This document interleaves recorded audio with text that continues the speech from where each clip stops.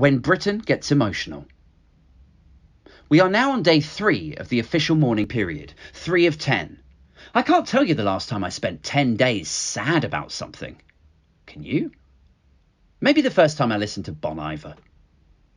That aside, I mean, in terms of sadness, over a death, over someone's death that I never met.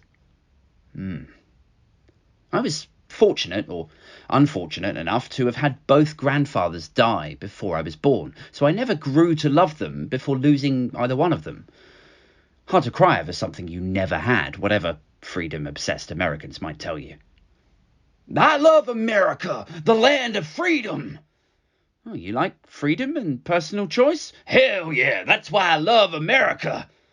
Well, wait till I tell you about a little place called Amsterdam.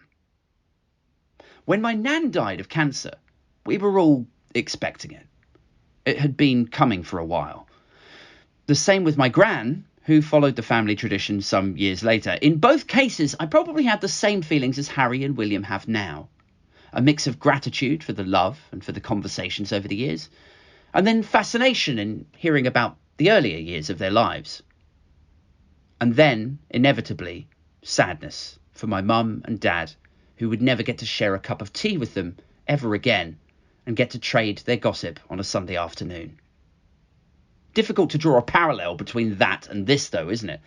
I honestly think if I had asked anyone outside of the bloodline to remain sad or respectful for longer than a few hours, I would have got a mix of, fuck off, and chill out, buzzkill. This is the pub, not your therapist.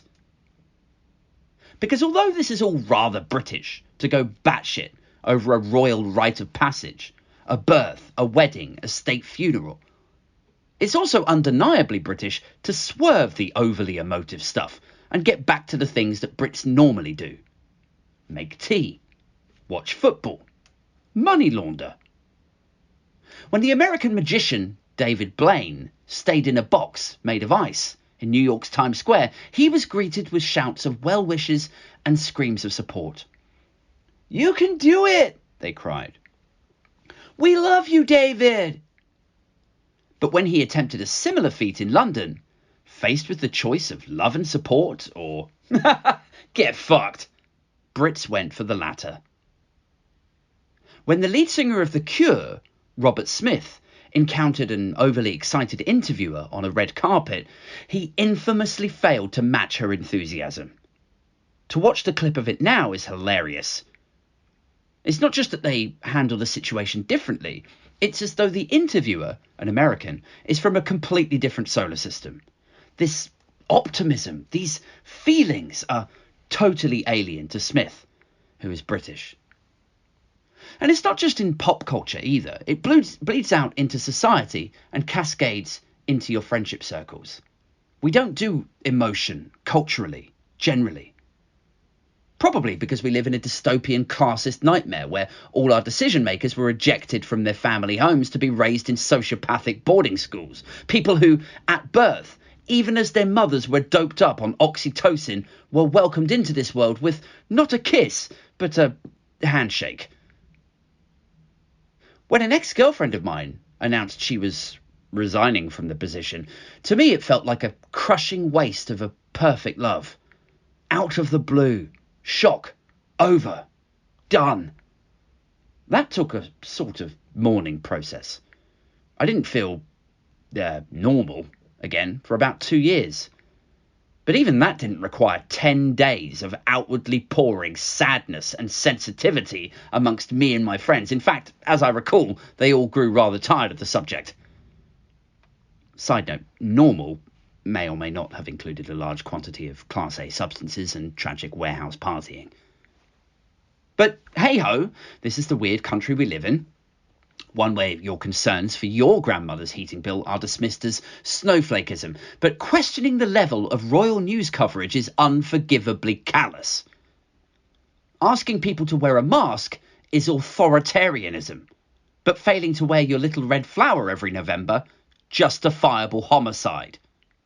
Indeed, in Britain, poppy seeds don't grow opium, but outrage. Those who warn about the veritable flashing dashboard of fascism are dismissed as hysterical, while grown men on six-figure salaries lose their shit over vegan sausage rolls. We are a strange, paradoxical, fucked up little island who've yet to truly come to terms with our relationship with emotion. We've yet to understand why we allow sociopaths, who can scarcely spare a synapse for dead tots on a beach, to tell us how we're supposed to feel about something. Perhaps it's best if I sign off here before I say something I regret. So I'll leave you with the paraphrased words of a right-wing hack from the height of the pandemic. I think it was Alison Pearson, but I can't find the piece now. Maybe it was Julia Hartley-Brewer. I honestly don't fucking know. If I died of COVID, I certainly wouldn't expect people who don't know me to stop what they're doing and the entire country to grind to a halt. Well, quite. I wonder what the people with these attitudes are doing now. How they feel about the 10 days of official mourning, closed pubs, closed cafes, about various events being cancelled, TV schedules being cleared. I mean, I never met the Queen. I have no ill will to her or her family. I feel a bit sad for them, absolutely. But I just feel a bit indifferent about this all, you know? Does that make me a Britain hater? A traitor? A snivelling, snarky enemy of patriotism?